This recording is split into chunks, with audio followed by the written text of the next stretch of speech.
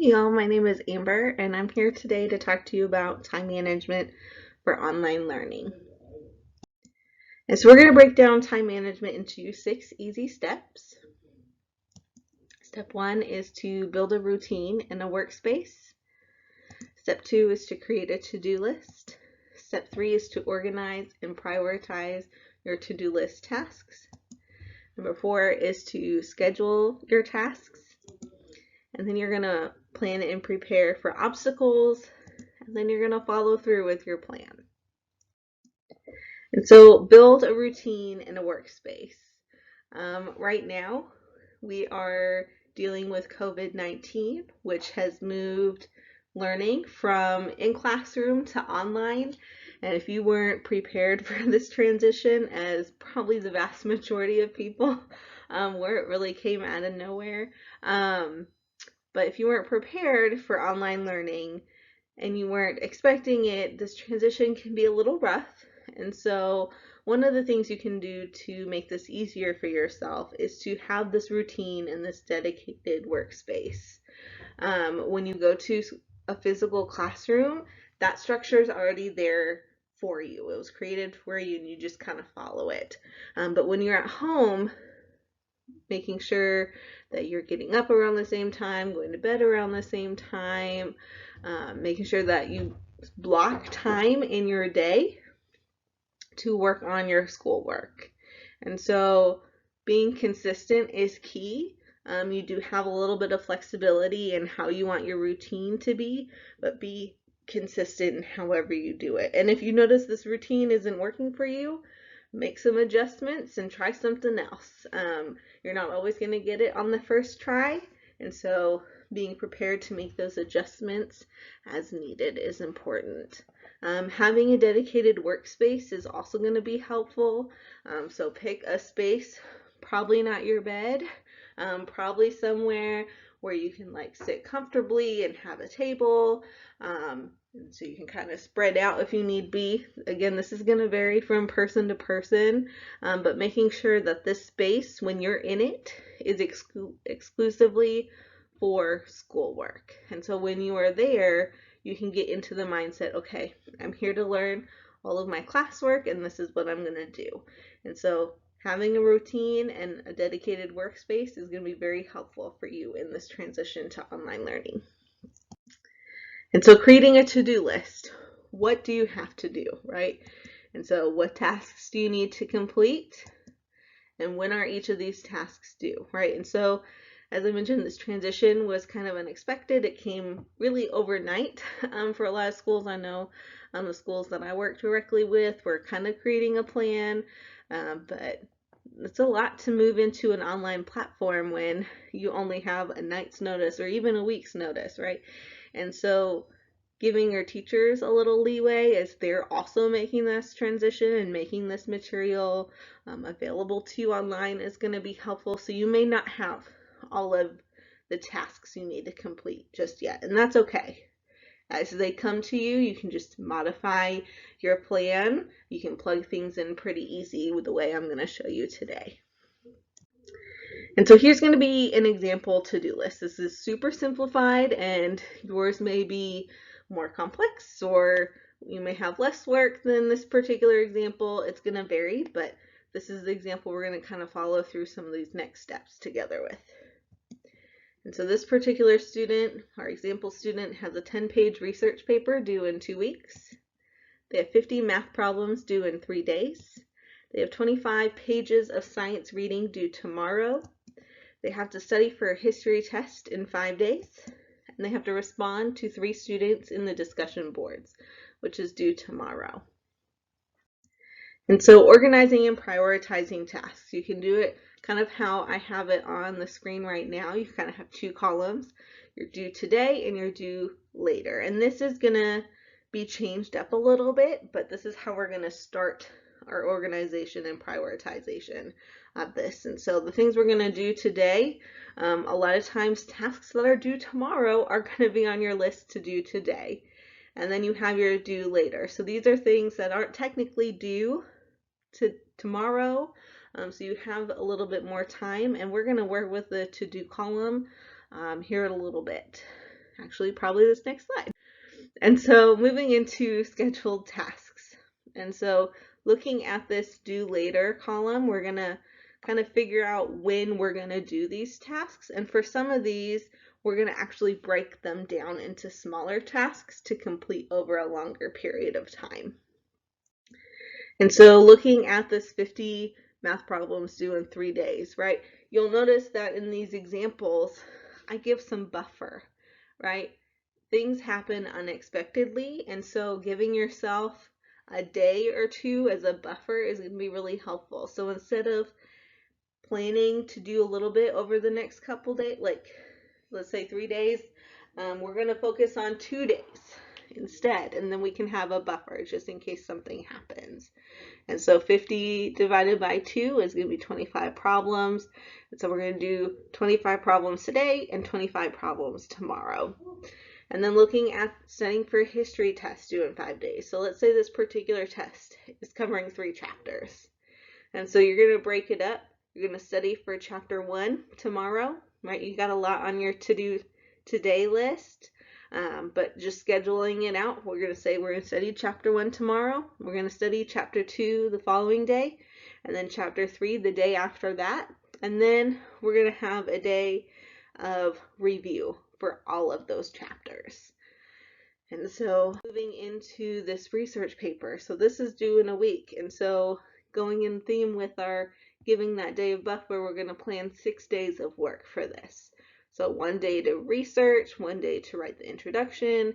We're going to divide the body into 2 days, and then we're going to have a day to write the conclusion, and then a day to edit the paper. And so looking at how this is going to schedule out, right?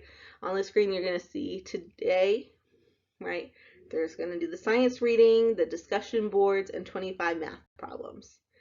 And tomorrow, we're going to do the other 25, study for chapter 1, and start our research for our paper. Day 3, we're going to study chapter 2 for the history test, write the paper's introduction. Day 4, we're going to study chapter 3 for the history test, write half of the body paragraphs for a paper. Day 5, we're going to kind of do an overview of chapters 1 through 3, just to study all of them again. And then we're going to do that second half of the body paragraphs for that essay. And then day 6, we're going to write the conclusion. Day 7, we're going to edit the paper. Right, so that's going to be kind of how it breaks down, right? And so as you maybe get more tasks added to your plate, you can kind of plug it in as needed, making sure that you are not over scheduling yourself. You only have so much time in a day, maybe so much attention span, and so keeping that in mind when you're scheduling tasks.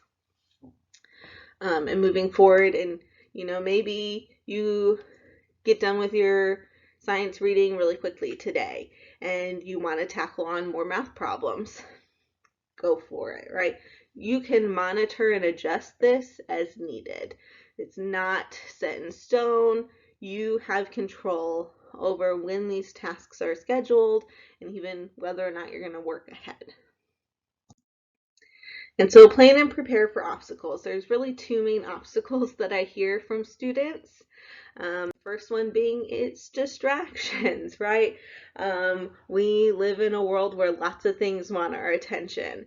And so the first step is to just build awareness about what distracts you from your tasks. And then you want to figure out ways to remove those. Some of them, some solutions may work for some people and not others. And so having maybe a soundboard, you can always reach out to CAI staff and we can kind of help you problem solve as well. Again, this might take some monitoring, adjusting, some trial and error. You may think one way of removing a distraction is going to be effective, but then it's actually not. And so trying things out, figuring out what works best for you. So one of the things I hear students get distracted with the most is their phones, right? And so maybe your phone is super distracting. So some solutions could be to turn your phone off. Turn it completely off, put it in another room, silence it so those notifications aren't taking your attention from your homework, right? You can even get some apps. I'm a fan of this app called Forest. Um, I like nature and stuff, and so you set a timer for what you want to be focused on. And as this timer goes, when you're not touching your phone, this tree grows. However, if you start touching your phone and start looking on like apps and things like that, it it's gonna kill your tree, right? And so that's motivating for me. It may not be motivating for some other people, but there are other apps out there that can help you maybe even lock certain social media sites that are distracting for you. So there are resources available for you that you can use if your phone is a distraction. Um, Another distraction you might encounter now, since everybody is home, well, not everybody, but maybe you have siblings that are doing online schoolwork as well, right? Maybe they're distracting.